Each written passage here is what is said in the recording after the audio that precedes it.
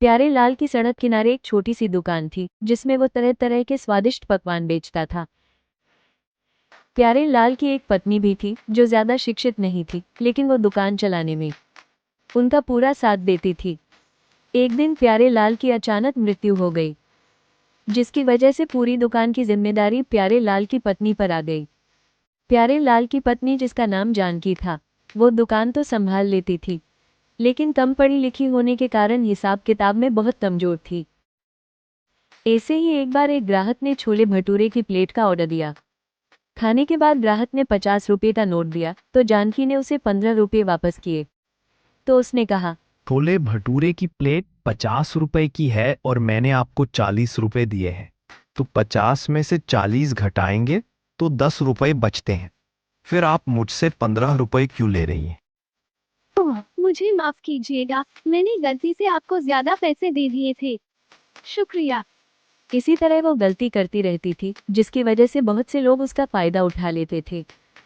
एक बार किशन नाम का आदमी जानकी के पास भागते हुए आया और बोला, अरे जानकी, मेरे पास केवल 10-10 के नोट है। क्या तुम मुझे 100 का एक नोट दे सकती हो? मुझे जरूरी चाहिए।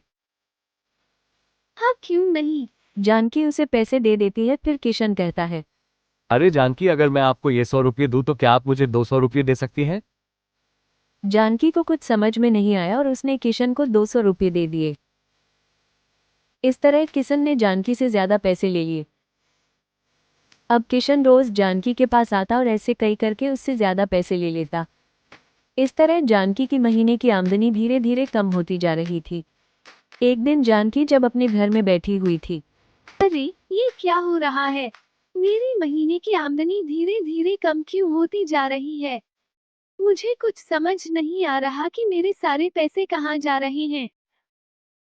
वह ऐसा सोच ही रही होती है कि तभी शहर से उसका लड़का शेखर आ जाता है। अच्छा हुआ बेटा, तू आ गया। बहुत दिनों से तेरी याद आ रही थी। इतने दिनों बाद घर आया है, सब ठीक तो है ना? नहीं माँ, मुझे असल में वहाँ एक अच्छी नौकरी मिल गई है। मैंने वहाँ रहने के लिए एक घर भी ले लिया है और मैं आपको अपने साथ ले जाने के लिए आया हूँ। पर आप मुझे परेशान लग रही हैं, क्या हुआ? फिर जानकी उसे सब कुछ बताती है, किशन के बारे में और रुपये कम होने के बारे में। शेखर सब कुछ समझ चाहता है और कहता है, माँ, तुम चिंता मत करो, कल मैं सब देख लूंगा। अगले दिन जब किशन जानकी की दुकान पर आया तो उसने जानकी के बेटे को देखकर कहा, तुम क्या जानकी बहन के बेटे हो?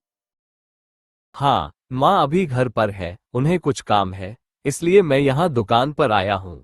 बताइए, आपको क्या चाहिए? कुछ नहीं बेटा, बस तुम मुझे 200 रुपये का चेंज दे दो, 200 के नोट। शेखर उसे पैसे दे देता है। फिर किशन बोलता है, एक काम करो बेटा, ये 100 के नोट वापस ले लो और मुझे 500 का नोट दे दो। शेखर ने 500 का नोट दे दिया। जब किशन जा ही रहा था तो अंकल, मैंने आपको अभी 200 रुपये दिए थे और एक 500 का नोट भी दिया था। इस हिसाब से आपके पास 700 रुपये हो गए। लेकिन मेरे पास अभी कोई पैसे नहीं है, तो आपको मुझे 700 रुपये देने होंगे।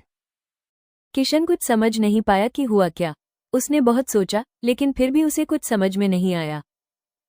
किशन ने शेखर को 700 रुपये दे दिए। उसके बाद किशन कभी वापस नहीं आया। घर आकर शेखर ने अपनी माँ को सब कुछ बता दिया किशन के बारे में। बेटा, मुझे तुम पर गर्व है। आज तुमने साबित कर दिया कि जो लोग शिक्षित होते हैं वे किसी भी समस्या से आसानी से निपट सकते हैं।